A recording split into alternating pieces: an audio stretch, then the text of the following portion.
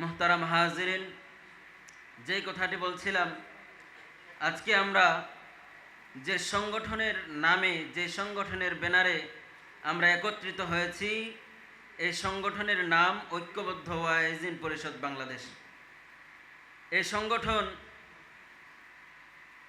সংগঠনের বয়স অত বেশি একটা না। এই সংগঠনের পিছনে আমি এবং আমার শ্রদ্ধাভাজন প্রিয় ভাই সোহানুর রহমান সাইফি, আমরা দুইজন এই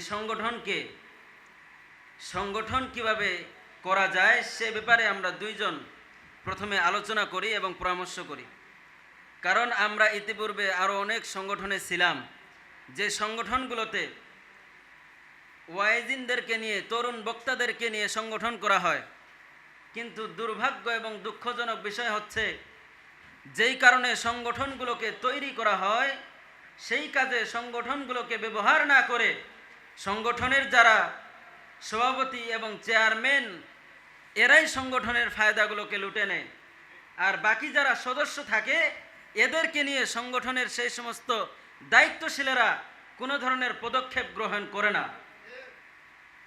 অনেকেই বড় বড় বক্তব্য দেয় যে আমরা সংগঠন করলে আমাদের সংগঠন থেকে তরুণ ওয়াইজদেরকে আমরা এই সুবিধা দিব, এই সুযোগ দিব, সারা বাংলাদেশে আলোচনা করার মতো ব্যবস্থা করে দিব।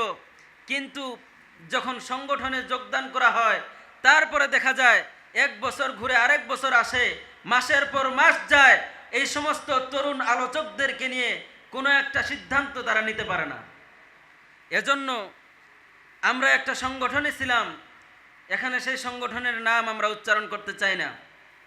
সেখানে আমাদের সোহানুর রহমান সাইফি ভাইও ছিলেন, আমিও ছিলাম। সেই সংগঠন থেকে আমরা নিজ ইচ্ছায় বের হয়ে চলে আসছি।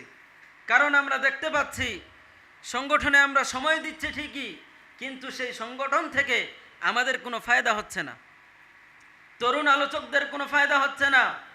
শুধু আমরা দুইজন ব্যাপারটা নিয়ে চিন্তা করেছি তা না, সেই সংগঠন থেকে আরও 5 থেকে 7 জন সদস্য আমাদের এই সংগঠনে যুক্ত হয়েছিল এবং আরও অনেকে যুক্ত হওয়ার জন্য আমাদের কাছে তারা প্রতিনিয়ত মেসেজ করেই যাচ্ছে। এবং আমরা তাদেরকে আশা দিয়েছি, ইনশাআল্লাহ আমাদের যে সদস্যদের নিয়ম নীতি রয়েছে, সেই নিয়ম নীতি যদি তারা মানতে পারে, আমরাও আমাদের সেই সংগঠনে তাদেরকে আহলান সাহলান জানিয়ে আমরাও আমাদের সেই সংগঠনে নিয়ে আসবো ইনশাআল্লাহ। মুহতারাম হাজিরিন, যেই কথা বলতেছিলাম, আমাদের এই সংগঠন, যখন আমরা সেই সংগঠন থেকে বের হয়ে আমি এবং সোহানুর রহমান সাইফি ভাই দুইজনেই মোবাইলের মাধ্যমে আলোচনা করা শুরু করলাম, তখনও পর্যন্ত সোহানুর রহমান সাইফি ভাইয়ের সাথে সরাসরি আমার কোনো মোলাকাত হয় নাই।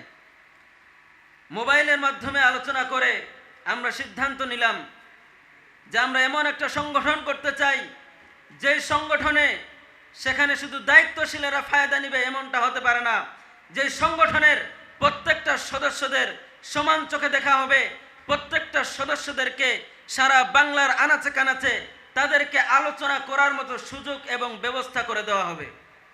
সেই চিন্তাধারাকে মাথায় নিয়ে আমি এবং সোহানুর রহমান সাইফি ভাই এই সংগঠন আমরা চালু করেছি। কিন্তু তখনও পর্যন্ত এই সংগঠনের নাম আমরা কি দিব, এই নাম আমরা সিদ্ধান্ত নিতে পারি নাই। সে সময় সোহানুর রহমান সাইফি ভাই বললেন যে আপনি একটু সময় নিয়ে চিন্তা ফিকির করেন, দেখেন কি নাম দেওয়া যায়।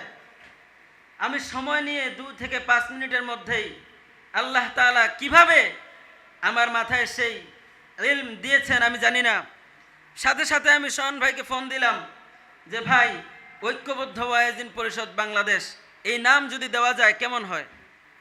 তিনি এক বাক্যে বলেছেন, আলহামদুলিল্লাহ, অত্যন্ত চমৎকার একটি নাম হয়েছে। কারণ এই নামে বাংলাদেশে আর কোনো ওয়াইজিনদের প্ল্যাটফর্ম নাই।